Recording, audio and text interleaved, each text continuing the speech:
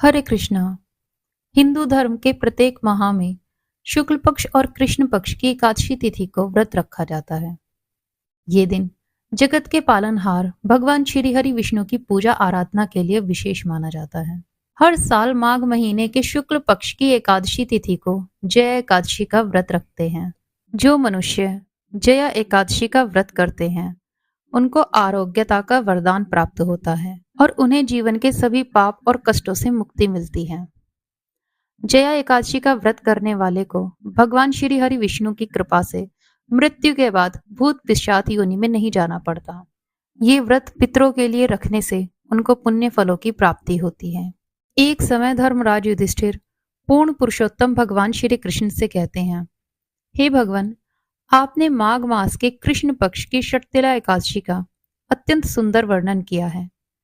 अब आप कृपा करके माघ शुक्ल एकादशी का वर्णन भी कीजिए। इसका क्या नाम है, इसके व्रत की विधि क्या है और इसमें किस देवता का पूजन किया जाता है। भगवान श्री कृष्ण कहने लगे, हे राजन, इस एकादशी का नाम जया एकादशी है।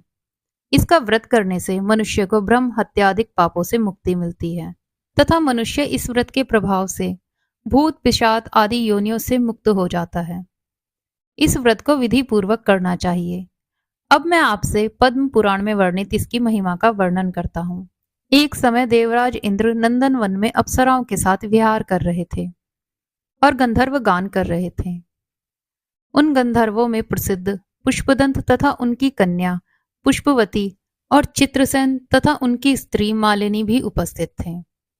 साथ ही मालिनी का पुत्र पुष्पवान और उसका पुत्र माल्यवान भी उपस्थित थे। पुष्पवती गंधर्व कन्या माल्यवान को देखकर उस पर मोहित हो गई और माल्यवान पर कामबाण चलाने लगी। उसने अपने रूप, लावण्य और हाव भाव से माल्यवान को वश में कर लिया। पुष्पवती अत्यंत सुंदर कन्या थी। अब वे इंद्र को प्रसन्न करने के लिए गान करने लगे, परंतु परस्पर मोहित हो जाने के कारण उनका चित्त भ्रमित होने लगा। ठीक प्रकार गान ना करने से और स्वरताल ठीक नहीं होने से देवराज इंद्र इनके प्रेम को समझ गए और उन्होंने इसमें अपना अपमान समझकर उनको श्राप दे दिया। इंद्र ने कहा, हे मूर्खो, तुमने मेरी आज्ञा का उल्लंघन किया है, इसलिए तुम्हें धिक्कार है। अब तुम दोनों स्त्री पुरुष के रूप में मृत्यु लोक में जाकर पिशाच रूप धारण करो और अपने कर्मों का फल भोगो।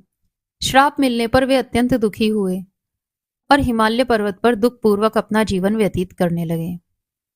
उन्हें गंध, रस तथा स्पर्श आदि का कुछ भी ज्ञान नहीं था। वे महान दुख भोग रहे थे। उन्हें एक क्षण के लिए भी निद्रा नहीं आती थी। उस जगह अत्यंत शीत था। एक दिन पिशाच ने अपनी स्त्री से कहा कि पिछले जन्म में हमने ऐसे कौन से पाप कर्म किए हैं जिससे हमको यह दुखदायी पिशाच योनि प्राप्त हुई है। इस पिशाच योनि से तो नरक का दुख सहना ही उत्तम है, अतः हमें अब किसी प्रकार का पाप नहीं करना चाहिए। इस प्रकार विचार करते हुए वे अपने दिन व्यतीत कर रहे थे। दैव्य योग से तभी माघ मास के शुक्ल पक्ष की जया एकादशी आई। उस दिन उन्होंने कुछ भी भोजन नहीं किया और ना ही कोई पाप कर्म किए। उन्होंने फल फूल खाकर ही दिन व्यतीत किया और शाम के समय एक पीपल के पेड़ के नीचे आकर बैठ गए। उस समय सूर्य भगवान अस्त हो रहे थे। रात को अत्यंत ठंड होने के कारण वे दोनों दुखी होकर मृतक के समान आपस में चिपटे हुए पड़े रहे। उस रात्रि उनको नींद नहीं आई। हे राजन, जया एकादशी के उपवास और रात्रि के जागरण से दूसरे दिन प्रातः होते ही उनकी पिशाच योनि छूट गई। अत्यंत सुंदर गंधर्व और अप्सरा की देह धारण कर सुंदर वस्त्राभूषणों से अलंकृत होकर उन्होंने स्वर्गलोक को प्रस्थान किया।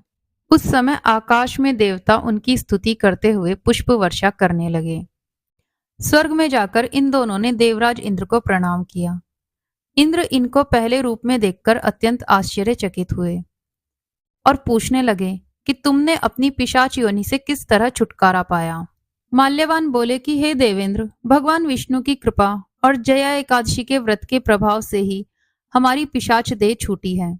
तब इंद्र बोले कि हे माल्यवान, भगवान की कृपा और एकादशी का व्रत करने से न केवल तुम्हारी पिशाच योनि छूटी है, वरन हम लोगों के भी वंदनीय हो गए हो, क्योंकि भगवान विष्णु और भगवान शिव के भक्त हम लोगों के वंदनीय हैं। अतः आप धन्य हैं।